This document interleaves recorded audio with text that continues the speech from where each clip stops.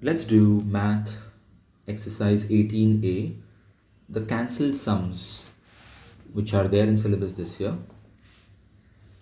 Let's start with the third sum. The diagram is given. We have to prove that QA is equal to QB. Now we know that QA is equal to QP because they are tangents from the same point Q. Similarly, QP is equal to QB, again tangents. So that way QA is equal to QB. The steps are written here. Next, the fourth sum is for homework. Let's do the seventh sum. We have to prove AB plus CD is equal to BC plus AD. So again, we'll use the tangent property here. So give the points names E, F, G, H. We know that AE is equal to HA and EB is equal to BF and FC is equal to GC and DG is equal to DH, all because they are tangents from same points respectively. If you add all the LHSs and all the RHSs, we get what is asked. Next, eighth sum is for homework. No solved example is cancelled, do all of them. Let's do the ninth sum, which is similar to the seventh sum, at least the initial part, where this is equal to this is equal to this, and this is equal to this, and you add the LHSs and the RHSs to get what is asked in the question. But the second part, where we have to prove that the sum of these three segments is equal to half of the perimeter, should be solved like this. BP is BA upon 2. Look at the diagram. CQ is half of BC and AR is half of AC.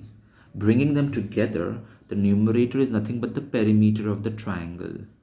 And that's how we prove it. Next, the 10th sum is for homework. Let's do the 12th sum. Diagram is not given. So read the question and try to draw the diagram on your own before I show it to you. So here is the diagram. This one. So we have to prove this angle equal to this angle, which will be by CPCT. Obviously, you have to prove these two triangles congruent. We have AP equal to BP, tangent from the same point. Then we have AO equal to OB, radii of the same circle. Also, we have this 90 degrees because radii and tangents are always perpendicular to each other. So we have SAS test. Notice that OP is a common side, but that's of no use because we don't have any AS test. Once you prove the two triangles congruent, we can say that this angle is equal to this angle, CPCT, which will be useful in the second part. In the second part, we shall prove triangle OAM congruent to OBM. How? Well, we got one angle already, and OA is equal to OB, radii of the same circle, and OM is the common side. So that's SAS test again, which means that AM is equal to MB, which is M is the midpoint. And if M is the midpoint, then OM has to be perpendicular to BA because a bisector from the center of the circle to the chord is perpendicular to the chord. That's a theorem. This way we prove that OM is perpendicular bisector of AB. And here are the steps.